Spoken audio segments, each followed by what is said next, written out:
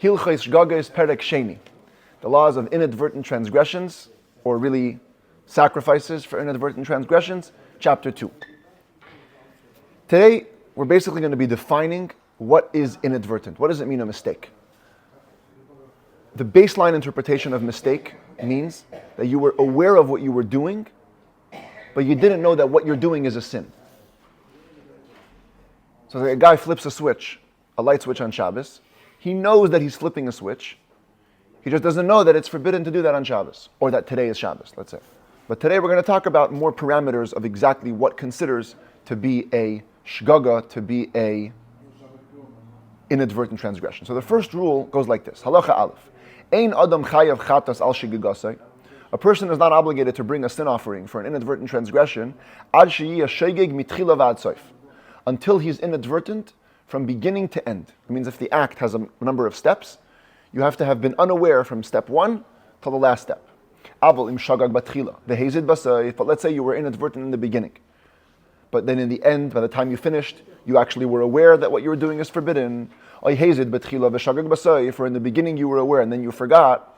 Pater mikarban chatas, you're exempt from a sin offering. What's a classic example of this? Shabbos. Ketzad, what does this look like? A person carries from one domain to another domain on Shabbos. We remember from the laws of Shabbos that every single carrying has 2 parts, akira and hanacha. You must lift it from one domain and you must place it in the next domain. So the Rambam says, let's say you picked it up and you knew it was Shabbos and you knew it's forbidden to carry on Shabbos, and anyways you picked it up. But then by the time you got out to the other yard, you know how our minds go, we get distracted very quickly. By the time you put it down, you forgot what you're doing, you forgot it's Shabbos, you forgot it's forbidden. Or the opposite, when you picked it up, you were unaware. By the time you put it down, you're acting purposefully. Potter, says the Rambam, you're exempt from bringing a sin offering ad sheyakar bishgaga v'yaniach bishgaga, until you both uproot and place it inadvertently. V'chein kol kayetze, but the same applies in all similar situations. The Rambam doesn't give the source for this, but one of the commentaries points to this verse. One of the main verse which describes the obligation of a karban chatas, it says, when are you obligated to bring a sin offering? Ba'asoisa achas mi mitzvahs Hashem, when you transgress one of Hashem's mitzvahs. That means that the whole mitzvah has to be transgressed in a state of unawareness. Halacha Beis, here's another condition. Avar Avera, let's say you did a transgression, and you know it's forbidden. But you don't know it's so forbidden that you would be liable to excision. Remember from yesterday, you're only liable to a sin offering if such a transgression would be liable to excision if you did it purposely. So let's say you knew about this Avera, but you didn't know how bad it was. You didn't know that you're liable to excision for it. That's enough of an unawareness. That's enough of a mistake, and you would bring a sin offering when you discover. But if you did know that you'd be liable to excision, you were simply inadvertent about the sacrifice, which means you didn't know if you're liable to bring a sin offering for this sin. That's considered to be acting purposely, because you know what you're doing and you know that it carries excision.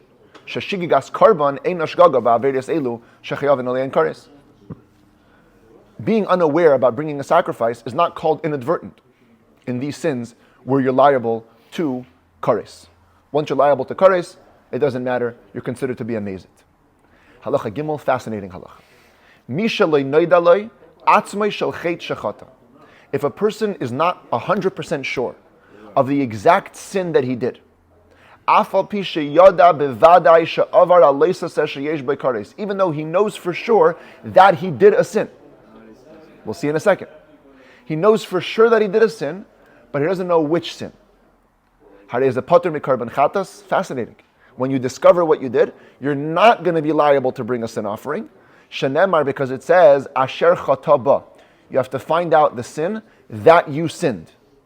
Until he knows the sin which he sinned. This is not a case, by the way, of Asham Talui. Asham Talui of the doubtful guilt offering is when you don't know whether you committed a sin. Here you know that you committed a sin. You just don't know which sin. How could this be? Ketzat. So the Rambam gives a couple of examples actually. Chelev v'noisar lefanov. You have forbidden fat and you have sacrificial meat that was left past its time. They're both forbidden to be eaten. You ate one of them, but you don't know which one you ate. So you know you did a sin that carries excision, but you don't know which sin. Your wife is a nida, and your sister is in the home. Both women are forbidden to have relations. You, by mistake, have relations with one of them. But you don't know which one. So now, again, you've for sure done a sin. That's a Hebrew. Ishton nida. Va'achoto. You have two women in your house, your sister and your wife, who happens to also be a nida right now. So both women are forbidden to you. And you had relations with one of them, you don't know which one. How could you not know? I know. Doesn't make a difference, but that's a good point. The nature of the prohibition is different. Just ask them, right? But then you went on a trip. Shabbos v'yom kippurim lefanov. There's both Shabbat and Yom Kippur that passed. V'asa malacha be'echad mehen. You know you did work on one of them. Ve'ein yodua be'eza mehen asa. You don't know which one. Good question. So the commentaries say either of two things. Either it was one right after another. It was, well, today it can't be, but in those days it could be. Friday was Yom Kippur and then Shabbos, or Shabbos and then Yom Kippur was Sunday. And you don't remember which day you did it on.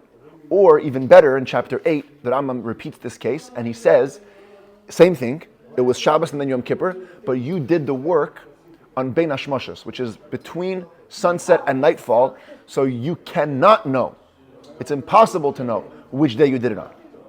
So in all of these scenarios, you're exempt from a sin offering. Why? Because you don't know exactly which sin you did. Did I do work on Shabbos? Did I do work on Yom Kippur? Did I have relations with my wife who's a nida or my sister? Did I eat fat or did I eat sacrificial leftover meat? So you don't know.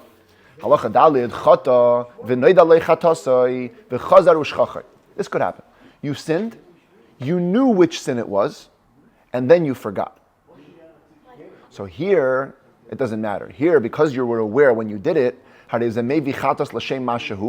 you should bring a sin offering and just have in mind that it should atone for whatever sin. Whatever sin I did, I should atone for. And it could be eaten like any other sin offering because there's no doubt, you know you did a sin. And there's a big argument here in the commentaries because the Tosefta says that when you find out, if you ever do remember, you have to bring another sin offering. And the Rambam doesn't bring that. The Rambam doesn't mention that. According to the Ragachover Goyin, the Rambam holds of it, even though he doesn't mention it. Even though he doesn't mention it, the Rambam holds that when you discover the sin, you have to bring another sin offering. But the Rebbe once said on a Sukkot night, it was a Sikha he gave on Sukkot, on Friday night Sukkot, and he said that in his opinion, that there's a mistake in the Ragachover. According to the Rambam, you don't have to bring a sin offering, even if you discover it later. Only according to the Ravid, you do. But it's an interesting discussion, and the question is why? Why should you bring another sin offering if you already did?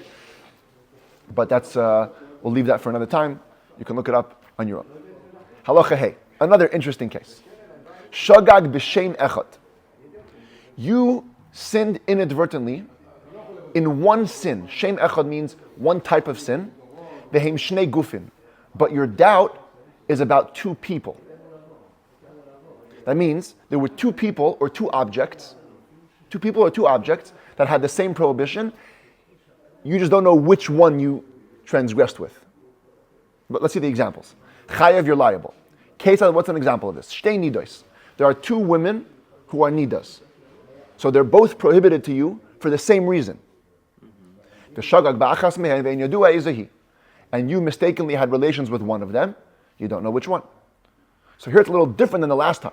Last time it was two different prohibitions. Nida, sister. Here it's both nida, you just don't know which one. Or shtei achayes, two sisters. V'shagag ba'achas mehen ve'en yadua ezahi. You mistakenly had relations with one of them, you don't know which one it is. Chayav chatos, here you are obligated to bring a sin offering. Shahare yada atzmai shel chet. Even if you don't know who, but you know what you did. You had relations with a sister or a nida. Lemazeh doime. Therefore, what is this similar to? Says the Rambam, what are these two women similar to? He compares it to objects, because objects, it's much easier to understand.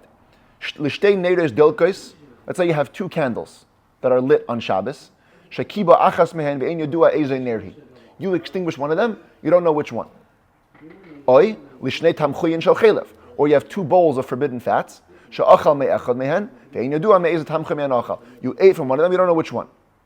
Is anyone going to say you're not obligated? Of course you are. We know what you did. You extinguished a candle on Shabbos. You ate forbidden fats. You don't know which bowl you ate from. You don't know which candle you did. Doesn't make a difference. You know what you did. Same thing with the people. Two different people, yes, but you know what you did. Therefore you're liable. The same applies in all similar situations.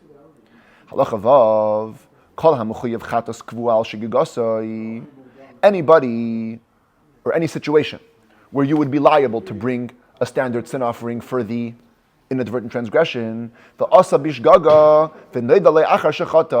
and you did the sin inadvertently, and you found out afterwards, even if you never knew to begin with that it's a sin, you're liable to a sin offering. What does this mean? Typically, as Jews, we're expected, or we think, that the inadvertence happens as a lapse of knowledge. In other words, before the sin, you knew it's forbidden to do this on Shabbos. During the sin is when you forgot, and after the sin you found out. So you had what's called yediyah batchila, yediyah basoif. You knew in the beginning, you knew in the end, and in the middle was the lapse. But what if you never had an education? You did not completely know. You didn't even know. As the Rambam gives the example. Keita, what's an example of this? Tinaik shenishba lebein oiv dekechavim. This is where the term comes from. Tinaik shenishba. A young boy was captured. He was taken hostage by non-Jews. V'godal v'hu eina yedeya mahem Yisrael v'loy dasam. He grows up. He doesn't know what Jews are. He doesn't know what their religion is. V'asa malacha b'Shabbos v'achal chelev v'dam v'chayetze b'hen. So of course he does work on Shabbos. Of course he eats forbidden fats. He eats blood. Anything like it. So technically speaking, if you think about it, when he did the sin, he was inadvertent. He didn't know it's forbidden. Now, he never knew it's forbidden. But still, he acted bishgaga. Says the Rambam, when he finds out that he's Jewish and that he's commanded on all these things, he has to go back and calculate. How would he know? Yeah, of course, it's almost impossible to remember the amounts. But you'd have to bring, technically, by law, you have to bring a sin offering for every transgression, because the fact that you didn't have an awareness to begin with is of no consequence. And the Rebbe would always say this concept applies nowadays, because many Jews today, even if they're not actively captured, of course, but they grow up without a Jewish upbringing, they have no idea, and later in life, only later they discover all these things that they shouldn't have been doing. Same category. So therefore, this is the new halacha about Shgaga, that it applies even without yediyah batchila, even without knowledge in the beginning. Zayin hashogeg beloy kavana ba'arayos ebema'achalis asur. This is a bit hard to understand, but halacha speaks about it. A person who is inadvertent without intent when it comes to relationships or forbidden foods. Chayav chatos, you're still liable to a sin offering, and we'll soon see what this means. B'Shabbos patur mechatos. On Shabbos, though, you're exempt. What does it mean? You have a shogeg without intent. Typically, as we said in the beginning of the chapter, every shogeg means you know what you're doing, you just don't know that it's forbidden. Here we're talking about a case where you aren't even acting purposefully. Ketzad, what's an example of this? Says the Rambam. Haya misasek in isha. You were casually behaving with a woman, uba'allah b'loi kavana li be'ila, and you just ended up having relations. Talmud says it's very hard to picture this, because typically relations is a conscious act. It makes no sense really. How do you just have relations casually? But let's just say you did. There's a case like that. It was just kind of just happened.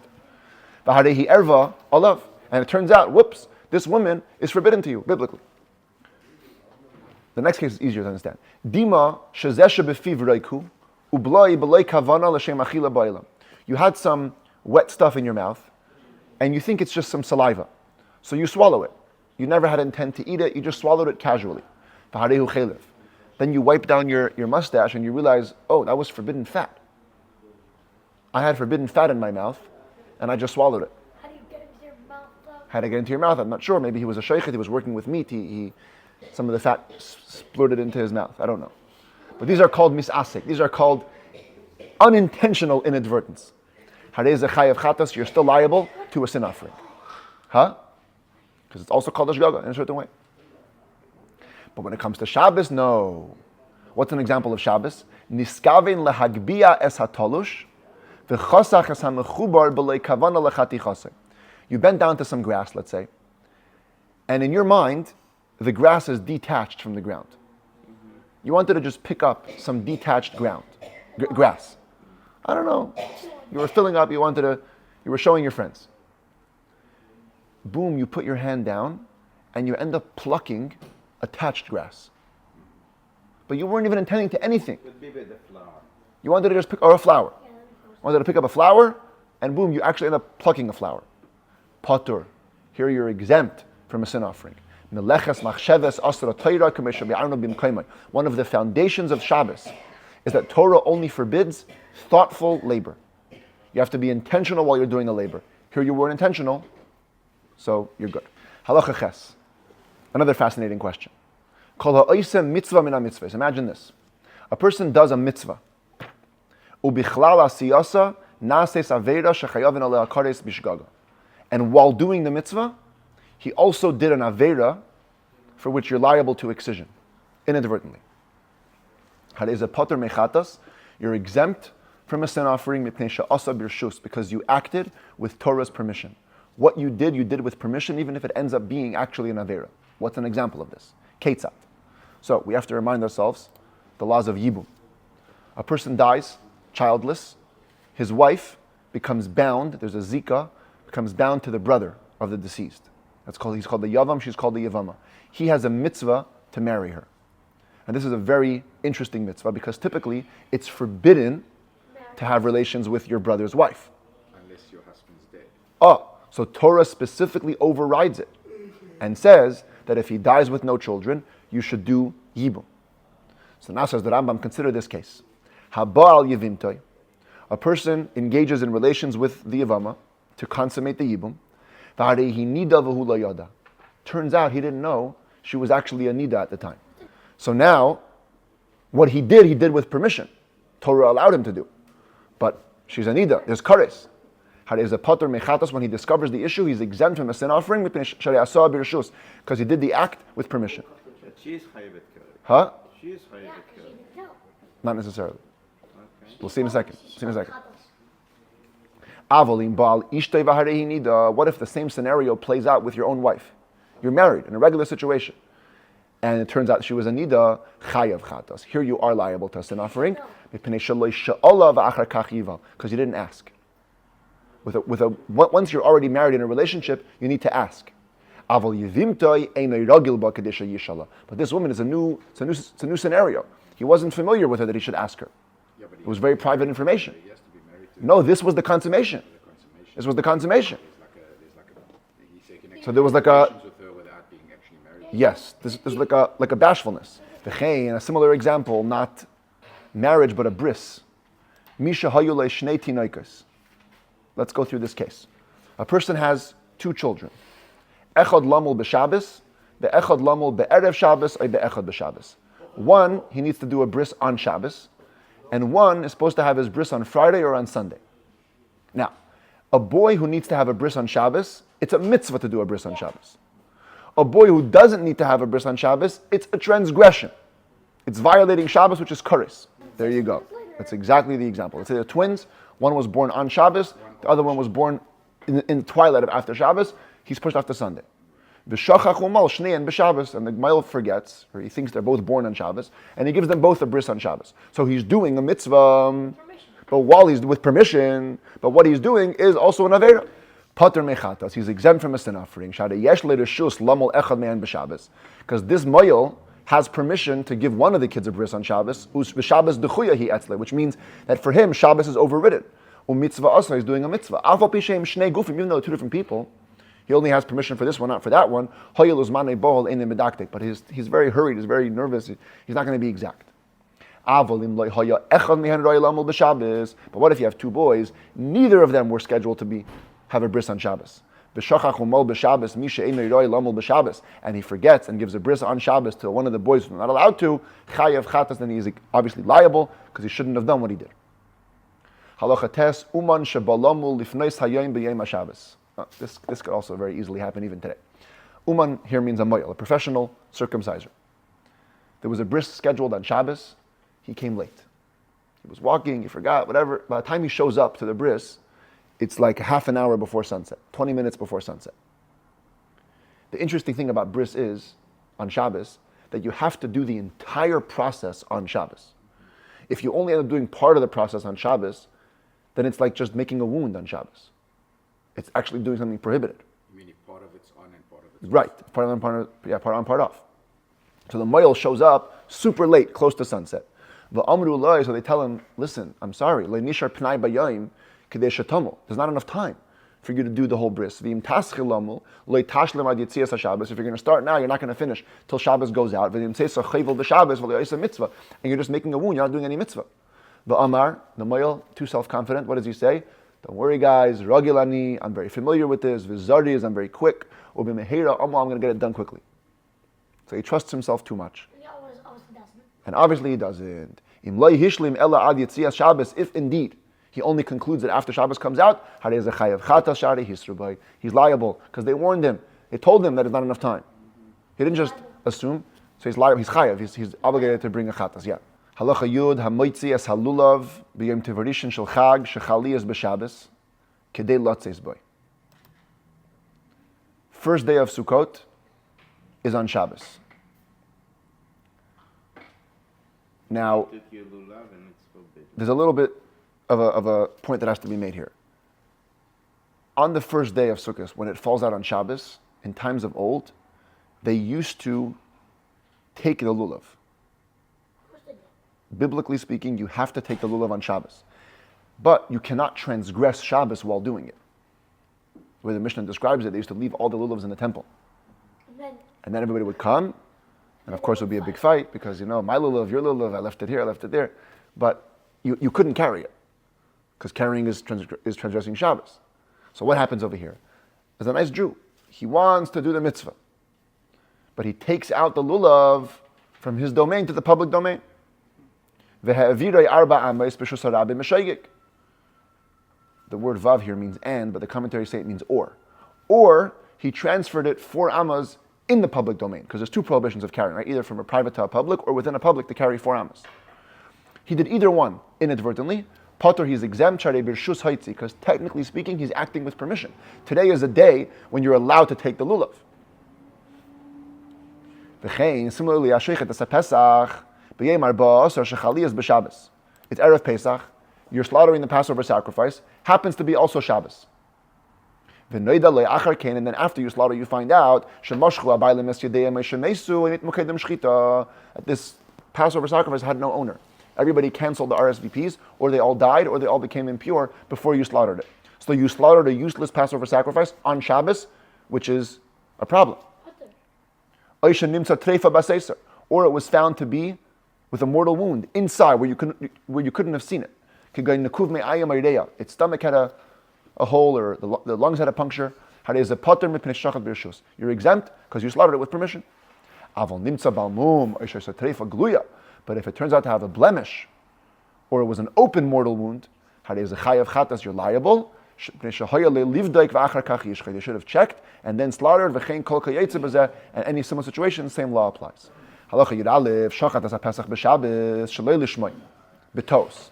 A person, again, it's Shabbos, Erev Pesach, he slaughters the Passover sacrifice mistakenly for the wrong offering. He thinks it's a burnt offering. Potter, you're exempt, kosher, because the sacrifice is acceptable. As we explained in the laws of disqualified sacrifices, moving a name, supplanting a name by mistake is not a problem. Same scenario, it's Shabbos, and you slaughtered a different sacrifice, thinking that it's a Passover sacrifice. If it happens to be that this animal could be brought as a carbon Pesach, you're exempt because you slaughtered with permission. But if it's not fit, it was a female or 2 years old, you're liable to a sin offering because you slaughtered an offering which is not fitting for a Passover sacrifice. Same thing, Shabbos, Erev Pesach, and inadvertently you slaughtered it for the wrong people.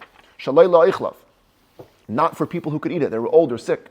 For people that weren't registered.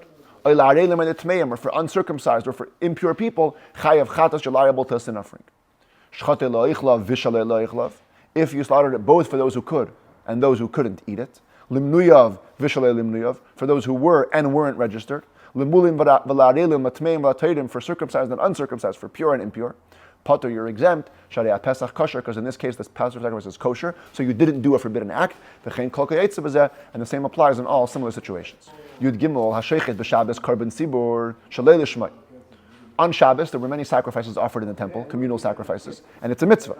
But what if you slaughtered it with the wrong intention, for the wrong type of sacrifice? Harei ze chayav chatos, you're liable to a sin offering because you did a forbidden act. But you should still offer the parts of that sacrifice in the evening after Shabbos. Or if you added too much, it's Shabbos. You're supposed to slaughter only 2 sheep for a korban musaf. You slaughtered 3. So for the addition, you're liable to sin offering.